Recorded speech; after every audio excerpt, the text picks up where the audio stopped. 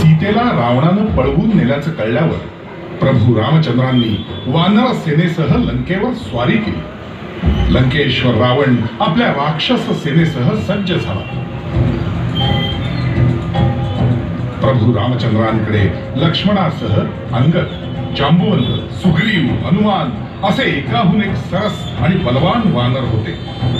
तर रावणाकडे निकुंभ, मकराक्ष, इंद्रजित, कुंभकर्ण असे अतिरथी महारथी होते.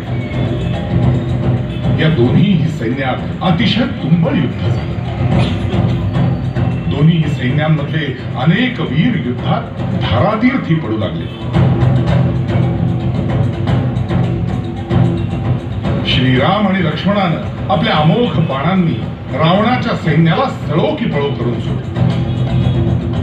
रावणाच्या मुलांना, भावांनाही यमसदनी पाठवलं. ते पाहून रावण प्रचंड क्रुद्ध होऊन स्वतः प्रभू रामचंद्रांवर धावून आला. माझ्या बंधूंना आणि पुत्रांनाही तू मारले, आता मरायला तयार हो.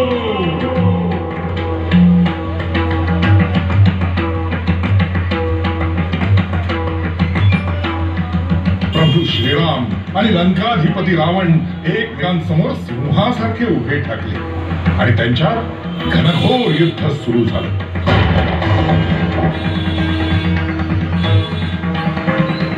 त्यांचं भयंकर युद्ध पाहून समस्त वानरसेना आणि राक्षस सेना स्तिमित होऊन निश्चलपणे उभ्या राहिल्या.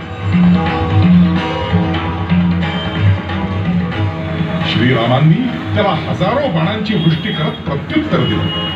हे घनघोर युद्ध पाहण्यासाठी साक्षात देव, महर्षी, गंधर्व, किन्नर आणि अप्सरा सुद्धा, दिवसा आणि रात्री सुद्धा हे भयानक युद्ध सुरूच राहिलं. दशमुखी रावण तितक्याच कठोरपणे श्रीरामांवर बाण आणि अस्त्रांचा तसंच आपल्या मायावी शक्तीचा उपयोग करून श्रीरामांना जेरी सांडू पाहत होता.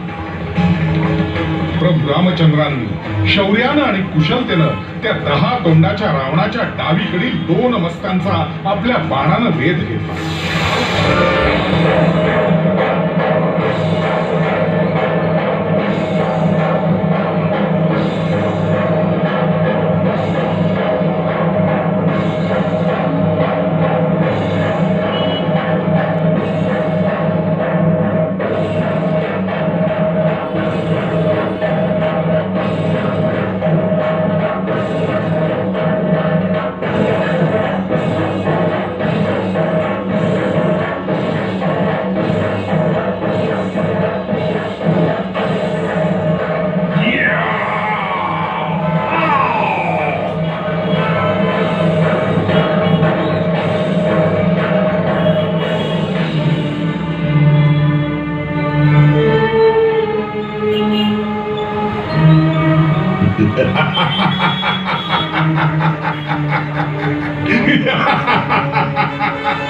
परंतु मायावी रावणानं पुन्हा दोन्ही मस्तक स्थापित केली.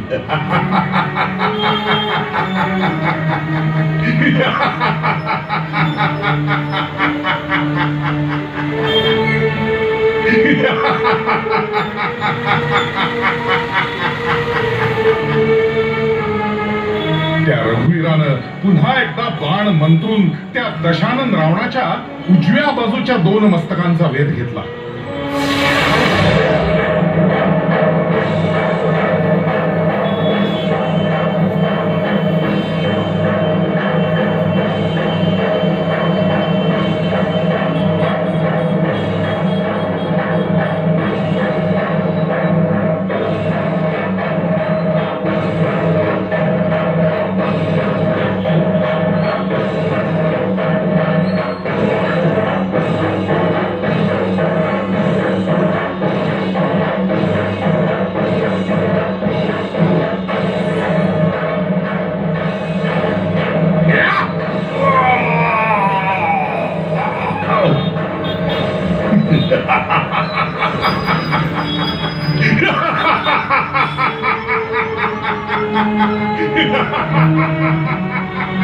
परंतु त्या दुरात्मा रावणानं पुन्हा तीही दोन्ही मस्तक स्थापित केली.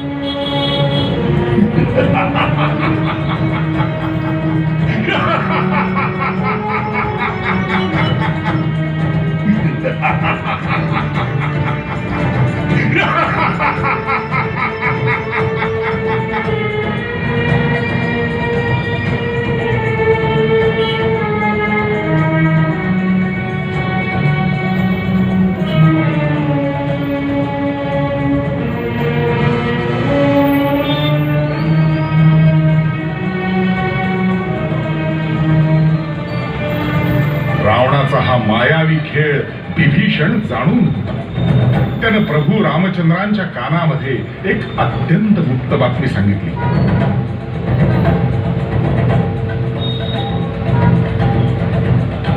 त्यानं सांगितलं, श्रीराम, त्या दशानन रावणाचा जीव त्याच्या नाभीमध्ये आहे. आपण त्याच्या नाभीवर नेम धरून अस्त्राचा वापर करा.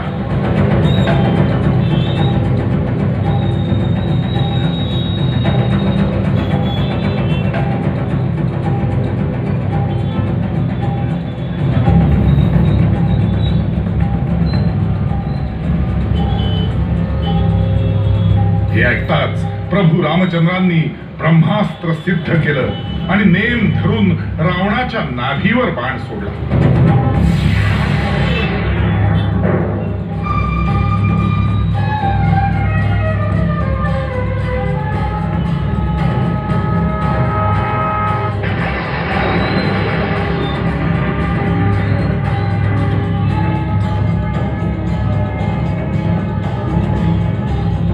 त्याबरोबर तो भयानक महाप्रचंड राक्षसराज रावण धरणीवर कोसळला.